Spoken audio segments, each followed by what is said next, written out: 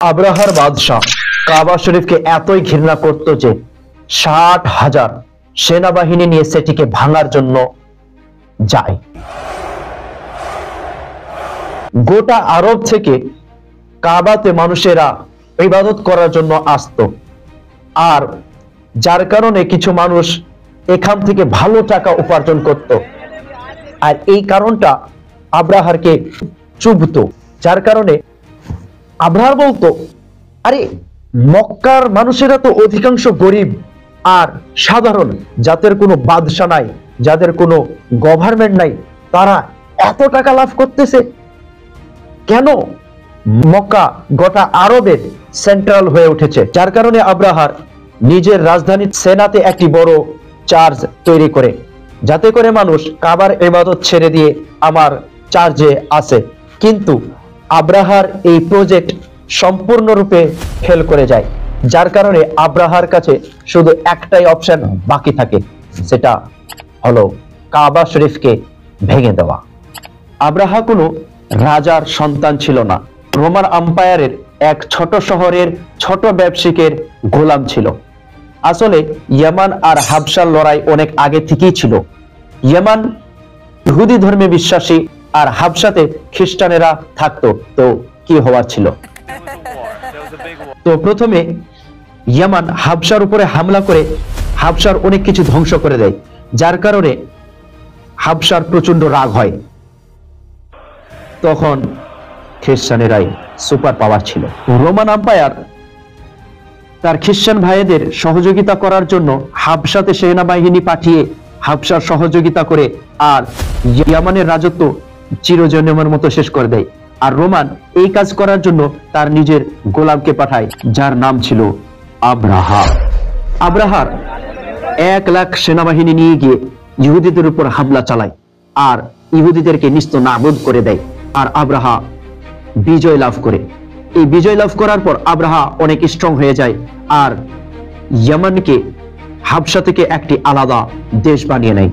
যার কারণে Roman umpire ক্ষান্ত হয়ে তার দিকে অন্য এক দল তার বিরুদ্ধে পাঠায়, কিন্তু দলের জেনারেলকে কতল করে তারা আব্রাহারকে উপহার দেয় আর আব্রাহার দলে সামিল হয়ে যায়।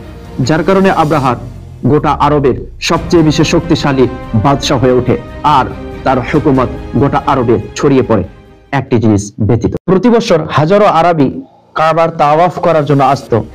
আব্রাহার বলল, এটা কোনো বড় কথা, আমিও একটি বানিয়ে দিই। সে তার রাজধানীতে অনেক বিশাল আকারের একটি চার্চ বানালো, যেটাকে সে হীরা ও সোনাদানা দিয়ে সাজিয়ে দিল আর গোটা আরবের সবচেয়ে সুন্দর ও দামি বিল্ডিং বানালো। আরবিরা এর আগে এত সুন্দর বিল্ডিং কোনোদিন দেখেনি, কিন্তু তারপরেও আরবিরা এখানে ইবাদত করার জন্য আসতো না, তারা সেই পুরানা কাবার তাওয়াফই করত। যার কারণে আব্রাহার প্রচন্ড রাগ হয়। এত টাকা ব্যয় ও এত পরিশ্রমের পরও যখন তার প্রজেক্ট ফেল হয়ে যায়, তো তার কাছে একটি অপশন বাকি থাকলো, সেটা হলো কাবা শরীফের শহীদ, যাতে করে মানুষ তার চার্জে ইবাদত করতে আসে আর কাবার তাওয়াফ ছেড়ে দেয়। সে ৬০,০০০ ফৌজ রেডি করে আর কাবার উপর হামলা করে। এতক্ষণ আমি যে গল্পটি শোনালাম, এটি শুধু ইসলামের বইয়ে নয়, বরঞ্চ ইতিহাসেও পাওয়া যায়, যেটি আরবি ভাষায় লিপিবদ্ধ। কিন্তু এই ইতিহাসে আব্রাহার একজন বড় বাদশাহ ছিল, তার কাবার উপর যাওয়ার কোনো গল্প নাই। কিন্তু রিসেন্টলি কিছু ইহুদি রিসার্চম্যান রিসার্চ করার পর এটা রিসার্চ করে পাইছে যে আব্রাহা এক জায়গায় গিয়েছিল আর হামলা করেছিল, কিন্তু এই হামলায় সে নিজেই নিস্তানাবুদ হয়ে যায়। সে হাতি ও সাথে ৬০,০০০ সেনাবাহিনী নিয়ে কাবা শরীফকে শহীদ করার উদ্দেশ্যে রওনা হলে পথে কিছু মানুষ তার বিরুদ্ধে দাঁড়ায় আর লড়াইয়ের ঘোষণা করে। কিন্তু আব্রাহা বলে, আমি কারো রক্ত চাই না, আমি শুধু কাবাকে শহীদ করতে চাই, যাতে করে মানুষেরা কাবার তাওয়াফ ছেড়ে দিয়ে আমার চার্জে ইবাদত করতে আসে। সে যখন আশপাশ লুট করে মক্কায় পৌঁছায়, তো মক্কার চিফকে ডাক দেয় তো আব্দুল মুত্তালিব বললেন, আপনি আমার কিছু উটকে জব্দ করেছেন, সেগুলি আমি ফেরত চাই। আব্রাহার হেসে বলল, হাই, আমি তো ভাবছিলাম আপনি খুব সাহসী আর লড়াই করবেন, কিন্তু আপনি তো শুধু উট নিয়ে চিন্তিত। আব্দুল মুত্তালিব বললেন, আমি শুধু উটের মালিক, আর যিনি এই ঘরের মালিক সে জানে আর তুমি জানো, এর লড়াইয়ের মাঝে আমি নাই।